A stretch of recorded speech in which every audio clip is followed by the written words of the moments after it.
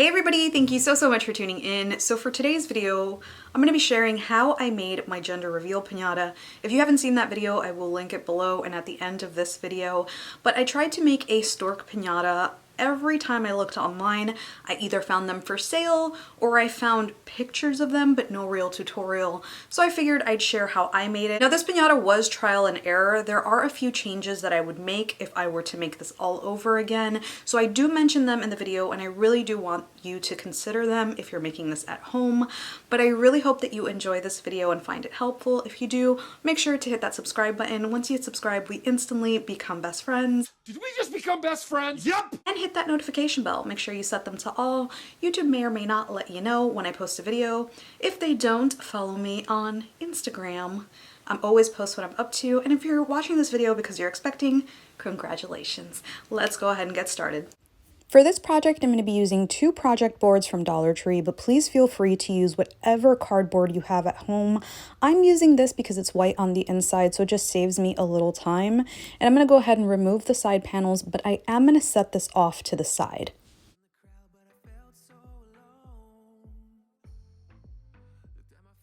So I'm going to flip this over, and I have sketched out what's supposed to be a stork. If you don't feel comfortable freehanding, then definitely print something off of the internet and use it as a template. If I were to do this over again, I would make the neck a lot longer and I wouldn't add the beak. I would just add it with a cone later on because it ended up looking more like a duck. But like I said, I am going to be mentioning all of my mistakes so that you guys don't make the same at home. I'm cutting out with really good scissors because since this is really rounded out, using my blade is a little tedious. And once I get to areas that I just can't get with my scissors, then I'll use my blade.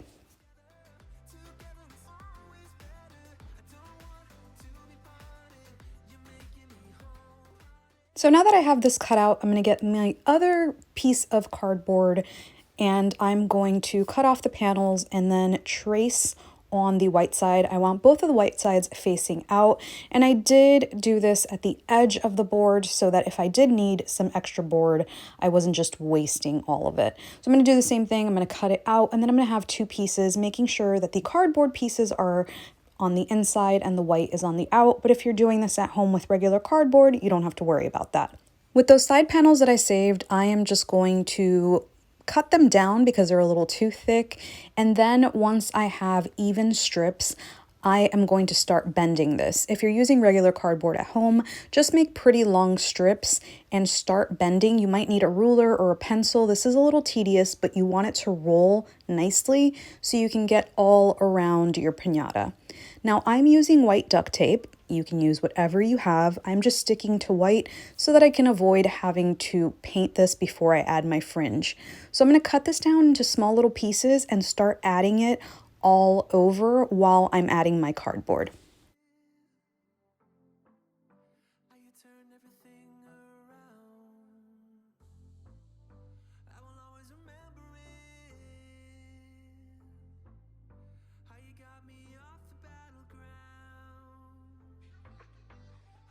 So you can see this is why rolling your strip comes in handy. Now for this part, I highly recommend that you use balloon ribbon. I had to use baker's twine because I was in a hurry and couldn't find any, but with an upholstery needle, I basically just looped it in to where I wanted the balloon to be, and then I looped it back in. The only other suggestion I can make is put some sort of button at the end, and you'll see me do this for the bottom piece. Right here, I don't know why I skipped this step, but I just tied a knot and then I covered it up with cardboard.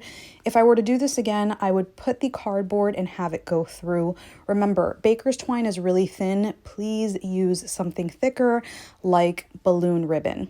Now I'm going to keep working my way all the way around until I get to the bottom where I want the opening to be. This is going to be a pull piñata.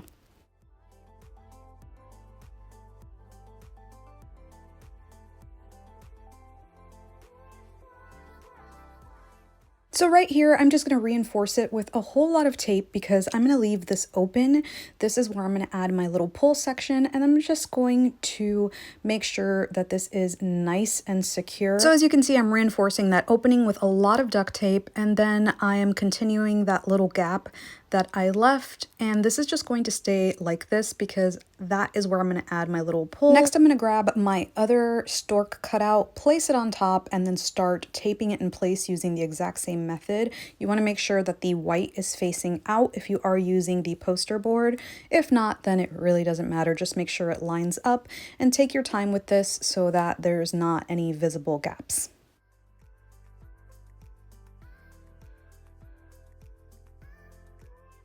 For the top section where my little string is, I'm just reinforcing it with a lot of duct tape so that that doesn't pull out. And then I'm grabbing some cardboard and measuring it out to the bottom. But before I add that, I'm going to add some streamer paper. This is from Dollar Tree. I'm just going to start to fold it up into sections and then make little notches into it. So I'm going to attach this using regular glue. I am using Dollar Tree glue, but honestly, you can use whatever glue you want. Just make sure that you're not adding too much because then it is going to look a little soggy and it is going to dry really weird. Work your way from the bottom to the top and make sure that you are staying aware of what direction the fringe is going. So when you get to the top, make sure the fringe is laying like feathers would.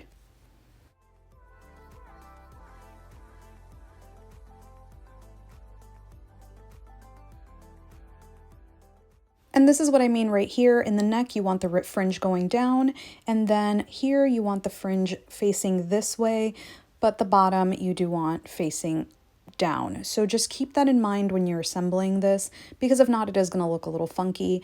And for that little pull section right there, just make sure that it's still exposed so that you're not ripping anything off. And again, in case anybody has fast forwarded, I highly recommend you use balloon ribbon instead of that baker's twine. It is a lot more secure than this. Just please trust me on this. Before I move on to the bottom of the body, I am going to add some crepe paper around the beak. Like I said earlier, if I were to do this all over again, I would skip sketching the beak into this and I would just add a cone. Because of the beak and the short neck, this ended up looking more like a duck. So if you want more of a stork, then maybe consider making the beak a little pointier or just using a cone. This is what we're looking like, and right now I'm going to add some details. I got this little tin from Dollar Tree and I'm going to use this as a hat. So I'm going to flip it over and I just cut felt to fit around and on top. So I'm just going to glue that into place, and I also cut like a little semicircle just so it looks like a hat. I think that without the details, you really can't tell that it's supposed to be a stork. So adding these little things definitely did help, and it gave it a little bit more character.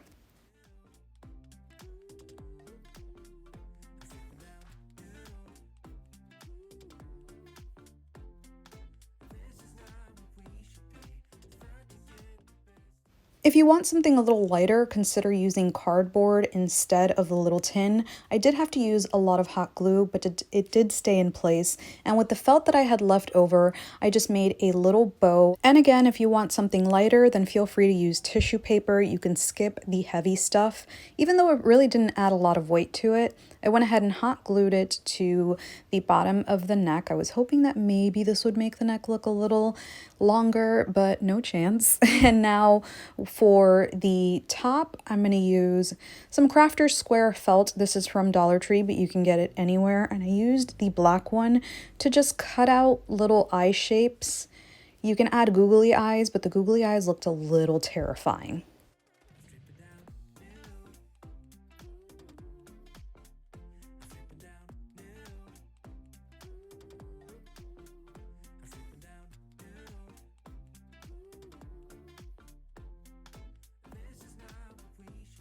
The cheeks, I used some tissue paper, which I got at Dollar Tree. I cut it into a circle and added an extremely light hand of glue and just pressed it on so that it looks like the stork has some flush cheeks. Now this is the important part. This is the part where the piñata is going to pull. And like I said, use ribbon instead of what I'm going to use, but this is an important step because I wish I would have added it to the top. Basically, I'm going to grab some buttons. I did get these at Dollar Tree, and I'm going to start to fish through my twine. Use the ribbon instead of twine. Trust me on this.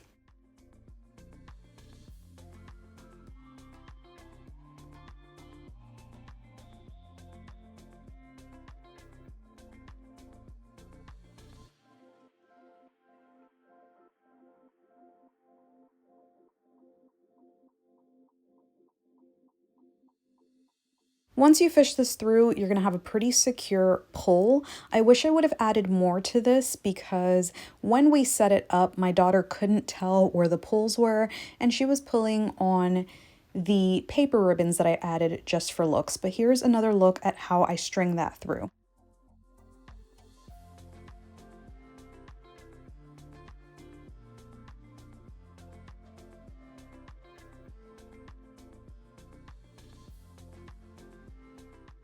Now these I just added them for looks. These are supposed to be for balloons and they're made of tissue paper, so pulling these obviously means that they're going to rip into pieces, but I really wanted something pink and blue on this so that it didn't look like I was team boy with all the blue accessories.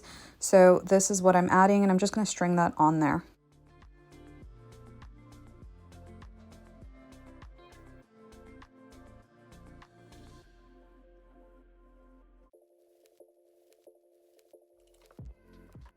For the little legs, I use this deco mesh stuff from Dollar Tree. I cut one long piece, and then with these pipe cleaners also from Dollar Tree, I took 3 pieces and I twisted them together, and then I hot glued that piece onto the end of each deco mesh.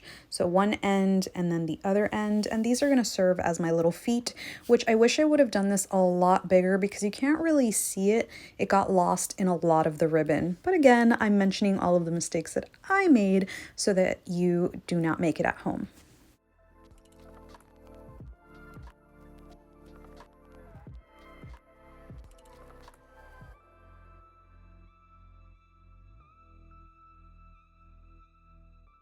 Now it's time to fill the piñata, and I am clearly hiding the color. If you haven't seen the video, I will link it below.